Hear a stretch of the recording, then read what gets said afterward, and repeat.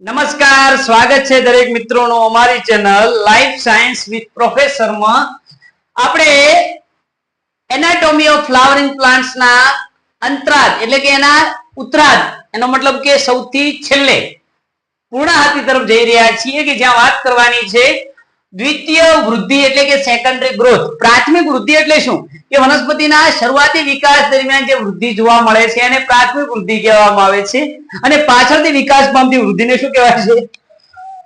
તો દ્વિતીય વૃદ્ધિ તરીકે ઓળખવામાં આવે છે. એના માટે જવાબદાર જે પેશી તેનું નામ છે પાર્શ્વીય વર્ધનશીલ પેશી, જેને લેટરલ મેરિસ્ટેમેન્ટ્સ તરીકે ઓળખવામાં આવે છે. અને એ પાર્શ્વીય વર્ધનશીલ પેશી છે દ્વિતીય વૃદ્ધિમાં બે પ્રકારની જોવા મળે છે. એકનું નામ છે વાહી એધા, એકનું નામ શું છે? વાહી એધા, જેને વસ્ક્યુલર કેમ્બિગમ કહેવામાં આવે, અને બીજું નામ છે ત્વક્ષેધા. તો આપણે હવે વાહી એધાની ડિટેલમાં જોવાની છે. તો હવે આપણે વાહી એધાની ડિટેલમાં જોઈએ. વાહી એધાની વાત કરવામાં આવે તો કે વાહી એધા છે એ દ્વિતીય જલવાહક અને દ્વિતીય અન્નવાહકના નિર્માણ માટે કામ આવે છે. વાત કરવામાં આવે કે શરૂઆતમાં તે નાના ટુકડા સ્વરૂપે જોવા મળે. એનો મતલબ કે આ અંદરની તરફ આપણે પ્રાથમિક જલવાહક હોય છે, આ પ્રાથમિક જલવાહક, આ પ્રાથમિક જલવાહક, એમની વચ્ચે આ શું હોય છે? પ્રાથમિક અન્નવાહક, અન્નવાહક, અન્નવાહક. તો પ્રાથમિક જલવાહક ને પ્રાથમિક અન્નવાહક વચ્ચે શરૂઆતની અંદર નાના નાના આવે તે ટુકડા સ્વરૂપે નિર્માણ પામે છે, અને છેવટે સંપૂર્ણ ગોળ મટોળ વલયમાં નિર્માણ પામે છે. એની અંદર જેનું નિર્માણ થાય છે કે એધા વલયનું નિર્માણ થાય. વલય એટલે ગોળાકાર. તો કે દ્વિદળી પ્રકારની અંદર પ્રાથમિક જલવાહક અને પ્રાથમિક અન્નવાહક વચ્ચે જે કોષો આવેલા છે જે અંતઃપુલીય એધાનું નિર્માણ કરે. કોનું નિર્માણ કરે? કે પ્રાથમિક અન્નવાહક ને પ્રાથમિક જલવાહક વચ્ચે આવેલા કોષો નિર્માણ કોનું કરે છે? અંતઃપુલીય એધાનું. અંત એટલે અંદરની તરફ. અને મજ્જાક્ષો અને મજ્જા કિરણોના કોષો છે એ સંપર્કમાં રહી અને વર્ધમાન આંતરપુલીય એધાનું નિર્માણ કરે. એટલે બે પ્રકારના આવા અંત અને આંતરપુલીય એધાનું નિર્માણ થાય છે. અને બંને ભેગા થઈને કોનું નિર્માણ કરે છે? તો કે એધા વલયનું નિર્માણ કરે છે. આના પછી આપણે આની અંદર જોઈએ એધા વલયની ક્રિયાશીલતા. એધા વલયની ક્રિયાશીલતાની વાત કરવામાં આવે કે એધા છે અંદર અને બહાર એમ બંને બાજુ સતત કોષ વિભાજન પામ્યા કરે, જેના કારણે કોષના જથ્થામાં શું થાય છે? વધારો થાય છે.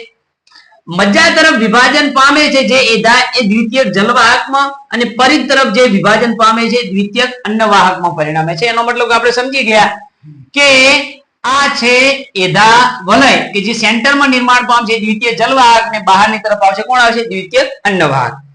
એધા બહાર કરતો અંદરની તરફ થોડી કેવી હોય છે? વધારે સક્રિય હોય છે, જેના કારણે દ્વિતીયક અન્નવાહક કરતા દ્વિતીયક જલવાહકનો વિકાસ વધારે થાય છે, અને જે પ્રકારનો મુખ્ય ભાગ પણ બની જાય છે. એના કારણે શું થાય છે કે પ્રાથમિક અન્નવાહક અને દ્વિતીયક અન્નવાહક સંપૂર્ણ રીતે કચડાઈ જાય છે, જ્યારે પ્રાથમિક જલવાહક છે લાંબા સમય સુધી સેન્ટરમાં જોડાયેલી રહે છે. કારણ કે દ્વિતીયક જલવાહકનો વિકાસ હોય તેના કારણે પ્રાથમિક અન્નવાહક અને દ્વિતીયક અન્નવાહક કચડાઈ જાય, અને ખાલી પ્રાથમિક જલવાહક અને દ્વિતીયક જલવાહક જ અંદરની તરફ જોવા મળે છે.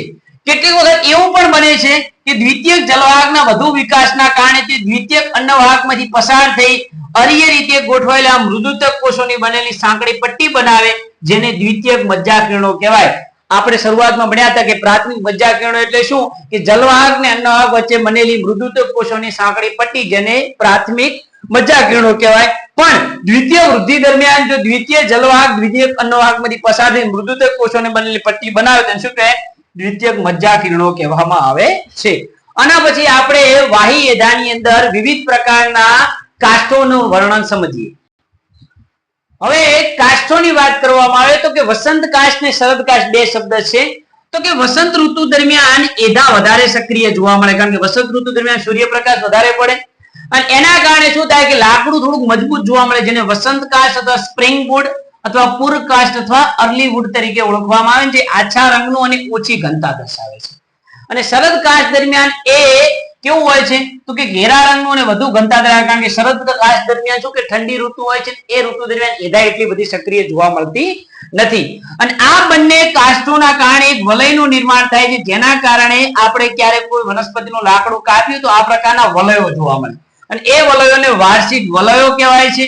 અને એના આધારે ઉંમરનો અંદાજો થાય છે કે આ વૃક્ષ 100 વર્ષ જૂનું છે, 200 વર્ષ જૂનું છે, 400 વર્ષ જૂનું છે. તો એના આધારે વૃક્ષની ઉંમરનો અંદાજો થાય છે. આના પછી આપણે મધ્યકાષ્ઠ ને રસકાષ્ઠ જોઈએ. મધ્યકાશ ને રસકાશની વાત કરવામાં આવે તો કે કેટલી વખત દ્વિતીયક જલવાહકના કારણે પ્રકાંડના કેન્દ્રમાં ટેનિન, રાળ, તેલ, ગુંદર, આવશ્યક પદાર્થો, આવશ્યક તેલ વગેરેની જમાવટ થવાના કારણે તેનો રંગ બદામી બને છે. હવે બદામી રંગ બને છે તો કે સખત હોય છે, ટકાઉ હોય છે, કીટકો સામે પ્રતિરોધક હોય છે, વધતા તે પોતે લિગ્નિનની દિવાલ ધરાવતા હોવાના કારણે કેવો છે? મૃત હોય છે, જે પાણી પ્રત્યે સંપૂર્ણ રીતે અપ્રવેશશીલને શું આપે છે? યાંત્રિક મજબૂતાઈ આપે છે. તો એવા પ્રકારના લાકડાને શું કહેવાય? મધ્યકાશ કહે છે. શું કહે છે? હાર્ટવુડ કહે છે. અને રસકાશની વાત કરવામાં આવે કે દ્વિતીયક જલવાહક પરિવર્તી વિસ્તારમાં વિકસે છે, જે આછા રંગના હોય છે, જે પાણી અને ખનિજ દ્રવ્યોના વહન માટે ખૂબ જ મદદરૂપ ભાગ થાય છે. તો આ છે વાહી એધાનું સંપૂર્ણ વર્ણન. આના પછી આપણે હવે જોઈએ ત્વક્ષેધા. વાહી એધા પછી અન્ય એધા છે જેનું નામ છે ત્વક્ષેધા. તો ત્વક્ષેધાની વાત કરવામાં આવે કે વાહી એધાના કારણે શું થાય છે કે અધિસ્તરીય સ્તરો ઉપર દબાણ વધે છે, જેના કારણે ભાગો તૂટી જાય છે. કારણ કે અંદરની તરફ તમે વધારો કરકે કરો એટલે ઓટોમેટિક બહાર દબાણ સર્જાવાનું છે. તો જેના કારણે બાયકની અંદર એક વર્ધનશીલ પેશીનું નિર્માણ થાય, જેને ત્વક્ષીય દ્વાર શું કહેવાય છે? ત્વક્ષેધા કહેવામાં આવે છે. જે બાહ્યકમાં વિકસે છે અને જે પેલા કેટલા સ્તરો ધરાવે છે? કે 2 જાડા સ્તરો ધરાવે છે. જેની અંદર વાત કરવામાં આવે સાંકડા પાતળી દિવાલ વાળા અને લંબચોરસ કોષો વાળા બંને તરફ વિકસે છે, અંદર અને બહાર. જેમાં બહારના કોષો છે જે છાલ કે ત્વક્ષામાં, જ્યારે અંદરના કોષો દ્વિતીય બાહ્યક કે ઉપત્વક્ષામાં નિર્માણ પામે છે. અને એ સિવાય એમની કોષ દિવાલ સુબેરીનની જમાવટ ધરાવતા હોવાના કારણે પાણી માટે કેવા બને છે? સંપૂર્ણ રીતે અપ્રવેશશીલ બને છે. દ્વિતીય બાહ્યકના કોષો કેવા હોય છે? કે મૃદુતકીય ગોઠવણી ધરાવે છે. અને ત્વક્ષેધા, ત્વક્ષા અને ઉપત્વક્ષા ત્રણે ભેગા થઈને કોનું નિર્માણ કરે? બાહ્ય વલ્ક. વલ્ક એટલે કાપડ, એટલે કે વનસ્પતિનું બાહ્ય કાપડનું નિર્માણ કરે છે. ત્વક્ષેધાની ક્રિયાશીલતાના કારણે શું થાય? કે પરિવર્તી વિસ્તારમાં દબાણ સર્જાય છે, જેના કારણે શું થાય? કે ફાટ પડે છે. એટલે આપણે વનસ્પતિ ઉપર ફાટ જોઈ શકીએ છીએ. અને છાલની વાત કરવામાં આવે કે છાલ એક અપ્રવિધીય શબ્દ છે. અપ્રવિધીય એટલે શું? કે સતત બદલાતું, જે દ્વિતીયક અન્નવાહક ને બધી પેશીઓ માટે વાપરવામાં આવે છે. જો છાલ ઋતુની શરૂઆતમાં નિર્માણ પામે તો પૂર્વ અથવા નરમ છાલ કહેવાય, અને પછીથી નિર્માણ પામે તો સખત છાલ તરીકે ઓળખવામાં આવે છે. એ સિવાય આપણે છાલનું વર્ણન જોઈએ. ત્વક્ષેધાની અંદર વાત કરવામાં આવે હજુ કે ત્વક્ષાના કોષો છે એ ક્યારે શું ધરાવે? મૃદુતકીય કોષોની ગોઠવણી ધરાવે છે. પણ આ મૃદુતકીય કોષો ભંગાણ પામીને કોનું નિર્માણ કરે? વાત છિદ્રોનું નિર્માણ કરે. તો ઓલરેડી તમે ઉચ્ચ કક્ષાની વનસ્પતિમાં વાત છિદ્રો જોઈ શકો છો. ખાસ કરીને જેની અંદર લાકડો જોવા મળે ને તો એની અંદર વાત છિદ્રોની સંખ્યા કેવી જોવા મળે છે? વધારે જોવા મળે છે. એ જ રીતે વાત કરવામાં આવે મૂળમાં દ્વિતીય વૃદ્ધિ કઈ રીતે થાય છે? તો કે મૂળની વાત કરવામાં આવે કે મૂળની અંદર એક રચના જોવા મળે જેનું નામ છે આદિદારુ અને અનુદારુ. આદિદારુ ક્યાં હોય? તો કે પરિવર્તી વિસ્તારમાં. અનુદારુ ક્યાં જોવા મળે છે?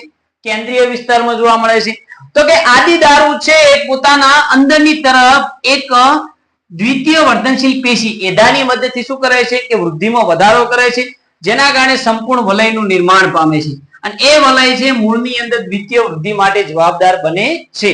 અનાવૃત બીજધારીની અંદર પણ મૂળની અંદર દ્વિતીય વૃદ્ધિ જોવા મળે છે, પણ એક દળીય વનસ્પતિના મૂળમાં દ્વિતીય વૃદ્ધિ જોવા મળતી નથી. તો એ આપણા માટે ખૂબ જ આઈએમપી ક્વેશ્ચન સાબિત થાય છે. તો આ સાથે આપણે અહીં સંપૂર્ણ પ્રકરણને પૂર્ણ કરીએ છીએ. એનાટોમી ઓફ ફ્લાવરિંગ પ્લાન્ટ, સપુષ્પી વનસ્પતિની અંતઃ રચનાના દરેક લેક્ચરો અહીં છેવટે પૂર્ણ થાય છે. અને આઈ હોપ કે તમને બહુ સરળ રીતે સમજાવવામાં અમને સફળતા મળી હશે, તમને બહુ સારી રીતે સમજવામાં સહાયતા મળી હશે. અને અમને વધુમાં વધુ સપોર્ટ કરો, ચેનલને સબસ્ક્રાઇબ કરો અને વધુમાં વધુ શેર કરો. જય હિન્દ, જય ભારત.